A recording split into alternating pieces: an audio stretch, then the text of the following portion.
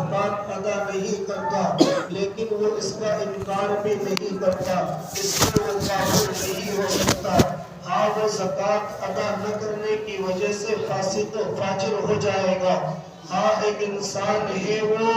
حج کی فرضیت پر یقین رکھتا ہے، وہ حج اپنی کنجوسی اور بخل کی وجہ سے نہیں کر رہا ہے، تو وہ فاسق و فاجر تو ہو سکتا ہے، لیکن میرے بھائی انکار نہ کرنے کی وجہ سے وہ کافر نہیں ہو سکتا۔ میری بات ذرا سمجھنے کی ہے، ذرا غور کرنے کی ہے۔ نماز کا ادا نہ کرنے والا فاسق ہے لیکن انکار کرنے والا کافر ہے، روزے کا نہ رکھنے والا فاسق و فاجر ہے لیکن روزے کا انکار کرنا یہ کفر تک پہنچا دیتا ہے۔ زکوٰۃ کا ادا نہ کرنے والا فاسق و فاجر ہے لیکن انکار کرنے والا وہ کفر تک پہنچ جاتا ہے۔ اسی طریقے سے حج نہ کرنے والا فاسق و فاجر تو ہے لیکن اس کا انکار کرنے والا کفر تک پہنچ جاتا ہے۔ میرے بھائی میں ان تمام چیزوں کی تفصیل میں نہیں جانا چاہتا، میرا موضوع ان تمام چیزوں کی تفصیل کا نہیں ہے، بلکہ میں ان تمام پانچوں چیزوں میں سے صرف ایک چیز کی طرف توجہ دلانا چاہتا ہوں جس کو اللہ کے نبی صلی اللہ علیہ وسلم نے چوتھے نمبر پر ذکر فرمایا ہے۔ قد افلح المؤمنون الذین هم فی صلاتهم خاشعون والذین هم عن اللغو معرضون والذین هم للزکاة فاعلون۔ میں اسی موضوع پر کچھ باتیں آپ حضرات سے عرض کرنا چاہتا ہوں، اور یہ موقع بھی اسی چیز کا ہے اور یہ محل بھی اسی چیز کا ہے کہ ہمیں پتہ تو چلے کہ اللہ نے قرآن میں کن چیزوں کا حکم دیا ہے، ہمیں پتہ تو چلے کہ اللہ نے ہمارے اور آپ کے رب نے ہمیں کن چیزوں کو کرنے کا حکم دیا ہے، ہمیں یہ پتہ تو چلے کہ میرا اور آپ کا رب ہماری زندگی سے کیا چاہتا ہے، ہمیں یہ پتہ تو چلے کہ رب کائنات نے ہمیں دنیا کے اندر کیوں پیدا کیا ہے۔ ہاں میرے بھائی اللہ تبارک و تعالیٰ قرآن میں ارشاد فرماتا ہے، اللہ تبارک و تعالیٰ قرآن میں ارشاد فرماتا ہے والذین هم للزکاة فاعلون، وہ لوگ کامیاب ہو گئے جو اپنی مالوں کی زکوٰۃ ادا کرتے ہیں، وہ لوگ کامیاب ہو گئے، وہ لوگ کامیابی کے دہانے تک پہنچ گئے جو اپنے مالوں کی زکوٰۃ مکمل طور پر ادا کرتے ہیں۔ ہاں میرے بھائی ایک زکوٰۃ ادا کرنے پر اب کیا بات ہے، یہ زکوٰۃ کیوں ادا کرنا ہے اور اس زکوٰۃ کے فائدے کیا ہے؟ اگر ہم اپنے مالوں کے بظاہر خرچ کریں، ہمارے مال میں سے کمی ہوتی دکھائی دے رہی ہے، ہمارا مال کم ہوتا دکھائی دے رہا ہے، پھر ہم اس زکوٰۃ کو کیوں ادا کریں؟ کیا اللہ تبارک و تعالیٰ اس کے بدلے میں ہمیں کیا عطا کرے گا؟ اللہ ہمیں اس کے بدلے میں کیا انعامات عطا کرے گا؟ تو میرے بھائی سن لیجئے، اللہ کے نبی صلی اللہ علیہ وسلم نے فرمایا اگر انسان مال کی زکوٰۃ ادا کر دے وہ مال انسان کا محفوظ ہو جاتا ہے، اگر انسان پلاٹ کی زکوٰۃ ادا کر دے وہ پلاٹ انسان کا محفوظ ہو جاتا ہے، اگر انسان تجارت میں سے زکوٰۃ ادا کر دے انسان کی تجارت محفوظ ہو جاتی ہے۔ کیسے محفوظ ہو جاتی ہے؟ میرا اور آپ کا رب کہتا ہے یہ محفوظ ایسے ہوگا کہ اس کی ذمہ داری میرا اور آپ کا رب لیتا ہے کہ جس مال کی زکوٰۃ ادا کر دی جائے میرا اور آپ کا رب اس مال کو نقصان نہیں پہنچا سکتا، اس مال کو کوئی چور نہیں لے جا سکتا، اگر اس مال میں کچھ کمی آ جائے اللہ اپنی برکت ڈال کر اسے پوری کر دے گا۔ میرا اور آپ کا رب تو یہ ارشاد فرماتا ہے، لیکن ہماری ذہنیت خراب ہو چکی کہ ہم اپنے مال کو خرچ کرنے میں اس قدر بخل اور کنجوسی اختیار کرتے ہیں کہ میرا اور آپ کا رب نے قرآن میں ارشاد فرما دیا یوم یحمى علیہ فی نار جہنم، کہ جس دن اس مال کو تپایا جائے گا اور اس سے ان کی پیشانیوں کو اور اس سے ان کے پہلوؤں کو اور ان سے ان کی پیٹھوں کو داغا جائے گا اور ان سے کہا جائے گا ھذا ما کنزتم لانفسکم، یہ وہ تمہارا مال ہے جو تم اپنے لیے دنیا میں جمع کرتے تھے، فذوقوا ما کنتم تکنزون، اب اس مال کا مزہ چکھو کیونکہ تم نے دنیا کے اندر میرے ان ضرورت مند بندوں پر خرچ نہ کیا، اور آج تمہارے لیے عذاب اس وقت تک ہوتا رہے گا جب تک اللہ تبارک و تعالیٰ کا عرش حساب و کتاب کے لیے عرش معلیٰ پر نہیں آ جائے گا۔ ہاں میرے بھائی اللہ تبارک و تعالیٰ نے ہمیں ارشاد فرمایا ہے قد افلح المؤمنون والذین هم عن الصلاة الذین هم قد افلح المؤمنون والذین هم فی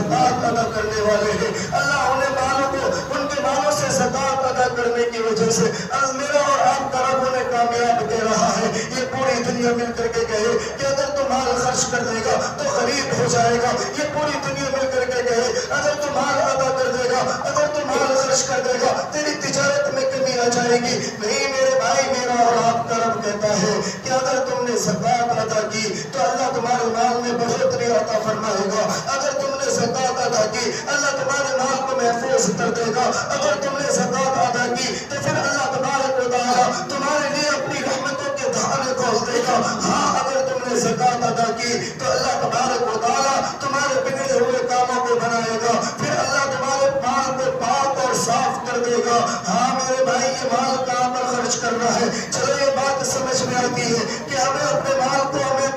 اللہ کے راستے میں خرچ کرنا ہے، ہمیں اپنے مال سے 2.5% کا زکات نکالنا ہے، 1000 میں سے 25 روپے نکالنے ہیں، 100 میں سے 2.5 روپے نکالنے ہیں، لیکن یہ پیسہ کہاں خرچ ہوگا؟ ہاں اگر کوئی مسجد کا متولی آ کر کے کہے مسجد کی تعمیر ہوگی زکات کا پیسہ دے دو، نہیں میرے بھائی وہاں نہیں دینا ہے۔ اگر کوئی مدرسے والا آ کر کے کہے کہ مدرسے میں تعمیری کام چل رہا ہے وہاں زکات کا پیسہ دے دو، نہیں میرے بھائی وہاں زکات نہیں دینی ہے۔ ہاں اگر یہ دھندے والے فقیر کہتے ہیں کہ ہم ضرورت مند ہیں اور وہ تمہاری زکات کا پیسہ مانگتے ہیں، نہیں میرے بھائی وہاں زکات ادا نہیں کرنا ہے۔ ہاں میرے بھائی، جب مدرسے کی تعمیر میں زکات نہیں لگے گا، جب مسجد کی تعمیر میں زکات نہیں لگے گا، جب مسجد کے اندر زکات کا پیسہ خرچ نہیں ہوگا اور ڈھونگے مانگنے والوں سے اور بھکاریوں سے اور ایسے مانگنے والوں سے جنہوں نے پیشہ اختیار کیا ہے ان پر زکات ادا نہیں کیا جائے گا تو پھر یہ مال کہاں پر خرچ ہوگا؟ چلو قرآن اٹھا کر کے دیکھتے ہیں ہمارا اور آپ کا رب قرآن میں کیا کہتا ہے؟ انما الصدقات للفقراء والمساکین والعاملین علیہا والمؤلفۃ قلوبہم۔ ہاں میرا اور آپ کا رب یہ ارشاد فرماتا ہے کہ یہ مال ان لوگوں کا حق ہے جو میری امت میں غریب ہے، یہ ان لوگوں کا حق ہے جو ایمان والے کمزور ہے، یہ ان لوگوں کا حق ہے جنہیں ان کی ضرورت ہے۔ ہاں یہ ان لوگوں کا حق ہے کہ اگر وہ دسترخوان تیار کرے تو ان کے دسترخوان پر ایک لقمہ سالن بھی نہ ہو، اگر ہاں وہ دسترخوان بچھائے تو ان کے دسترخوان پر پانی کے علاوہ کوئی روزی ان کے دسترخوان پر نہ ہو، یہ اس کے اصل حقدار ہے۔ ہاں میرے بھائی، میں یہ بات کہنے چلا ہوں، اگر کوئی انسان مساجد میں زکات کا پیسہ دیتا ہے، اگر کوئی انسان مدرسے کی تعمیر میں زکات کا پیسہ دیتا ہے، اگر کوئی انسان مانگنے والے پیشہ ور بھکاریوں کو زکات کا پیسہ دیتا ہے تو وہ ذرا کان کھول کر کے سن لے، ان کی زکات ادا نہیں ہوگی۔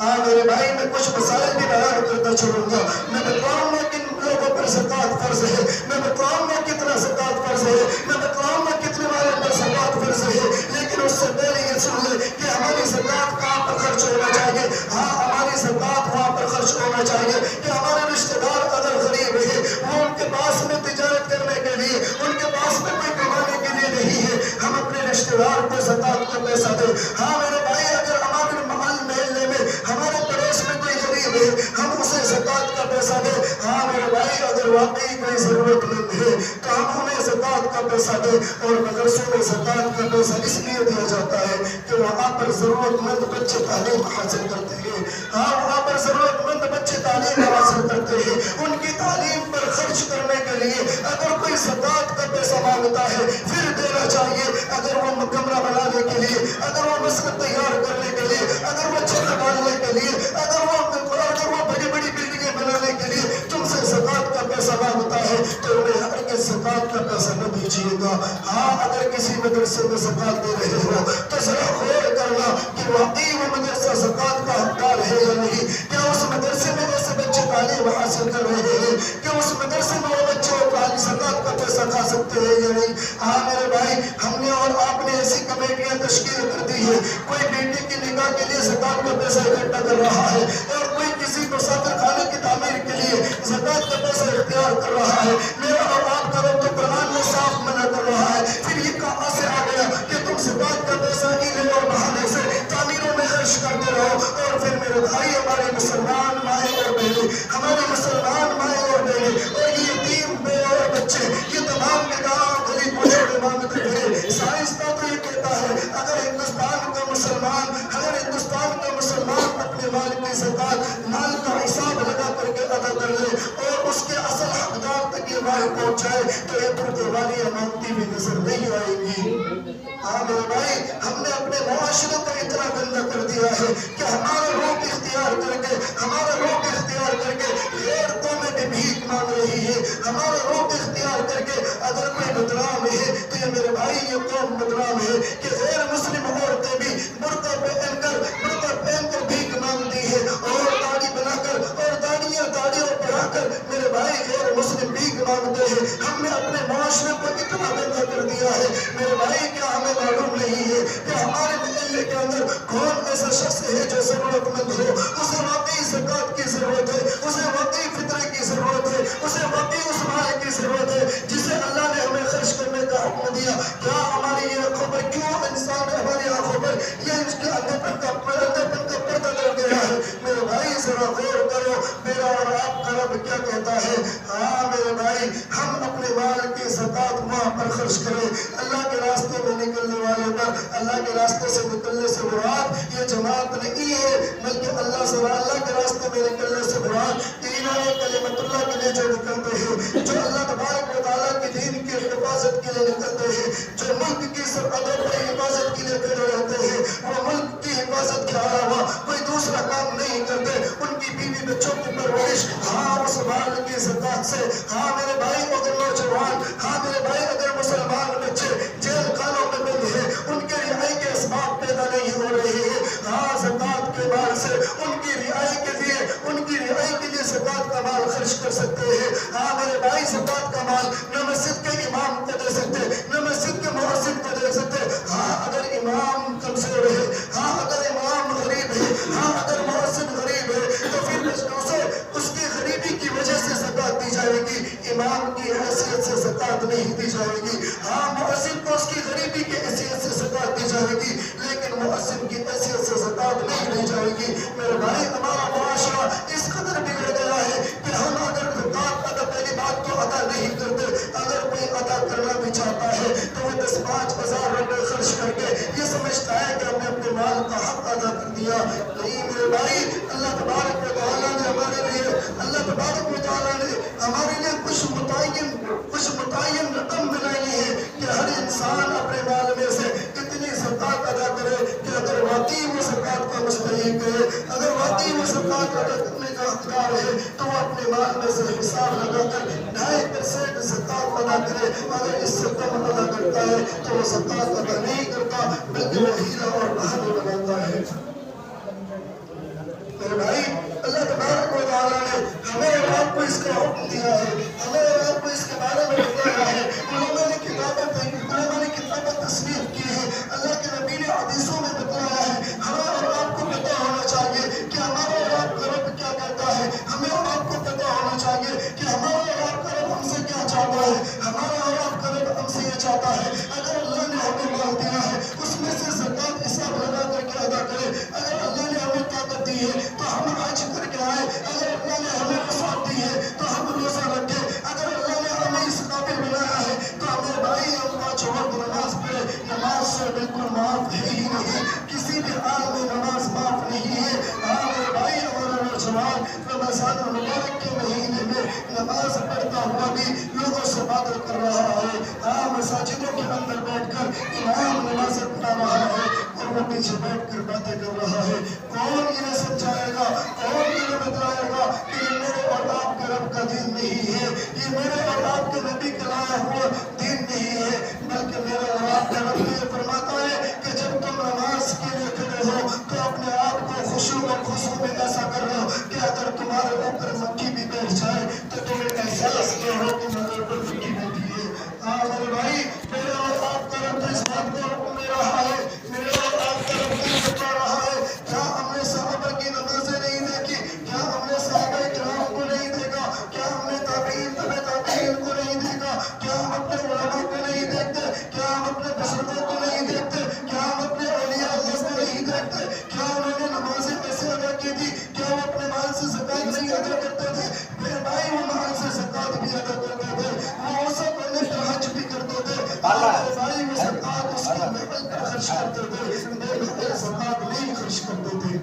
میرے بھائی اللہ کے نبی صلی اللہ علیہ وسلم نے ہمیں اس بات کا حکم دیا ہے. اب ایک دو مسئلہ اور بتلاتا چلتا ہوں. ہم کن مالوں پر زکوٰۃ فرض ہے, کن مالوں پر اللہ تبارک و تعالیٰ نے ہم پر زکوٰۃ فرض کی ہے. سب سے پہلے تو وہ ہے کہ اگر ہمارے پاس 52 تولہ چاندی ہے یا 7.5 تولہ سونا ہے, ان پر زکوٰۃ فرض ہے, ان پر زکوٰۃ فرض ہے. ہاں ہمارے پاس میں اگر سونا اور چاندی ملا کر اس میں اس میں قیمت 25 سے 30 ہزار پہنچ جاتی ہے, یا آج کے ریٹ کے اعتبار سے 32 سے 33 ہزار روپے قیمت پہنچ جاتی ہے, اس پر زکوٰۃ فرض ہے. سب سے پہلے تو یہ کہ سونا اور چاندی پر زکوٰۃ فرض ہے. دوسرا یہ کہ مال تجارت پر زکوٰۃ فرض ہے. ہم نے تجارت کے لیے مال اکٹھا کر رکھا ہے, ہم ان مالوں کو بیچتے اور خریدتے ہیں, ان مالوں کا حساب لگا کر زکوٰۃ دی جائے گی. ہاں ہم نے کوئی پلاٹ خرید کر کے ڈال رکھا ہے, اس کے امداد سے پڑ جائیں گے, ہم اس کو بیچ کر اپنے کام میں لائیں گے.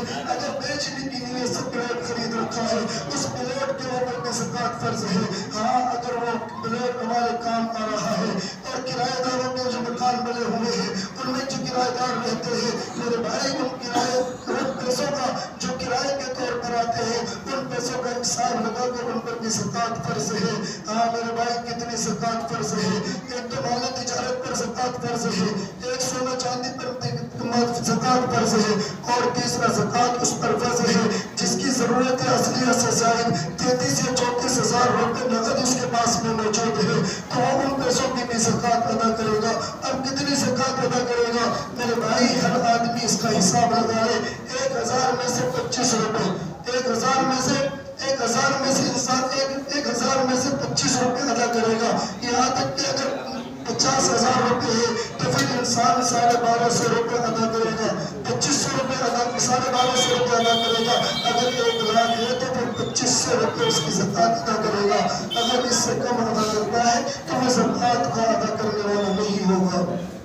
زکوٰۃ کا ادا کرنے والا نہیں ہوگا. ہاں میرے بھائی ہم تو یہ مقالہ بناتے ہیں, کوئی مانگنے والا آ گیا اس کو 10 روپے دے دیے, ہاں مدرسے والے آ گئے ہم نے اس کی بھی رسید بنا دی, ہاں ہمارے پاس میں مسجد والے آ گئے امام کی طرح میرے رمضان المبارک میں پیسے اگانے کے لیے آ گئے, ہم نے اس میں بھی زکوٰۃ کے پیسے ملا کر کے دے دیے. میرے بھائی تم نے وہ جو زکوٰۃ کے پیسے دیے ہیں وہ تمہاری زکوٰۃ ادا نہیں ہوگی, وہ تمہاری زکوٰۃ ادا نہیں ہوگی. اگر تمہیں زکوٰۃ ادا کرنی ہے تو اس کے محل پر جا کر کے خرچ کرو, تب ہماری اور آپ کی زکوٰۃ ادا ہوگی. ہاں میرے بھائی اللہ کے نبی صلی اللہ علیہ وسلم نے فرمایا جو انسان اپنے مال کو روک کر رکھتا ہے, جو انسان مال کی زکوٰۃ ادا نہیں کرتا, اللہ تبارک و تعالیٰ کے یہاں پر قیامت کے دن تو اس کے اوپر یہ عذاب ہو گئی, لیکن دنیا میں بھی اللہ اسے عذاب میں یہ مبتلا کر دیتا ہے کہ سب سے زیادہ غریب اس کی قوم میں اللہ پیدا کر دیتا ہے. اگر مسلمان نے زکوٰۃ ادا نہ کرے تو میرے بھائی سب سے زیادہ دیکھا گیا ہے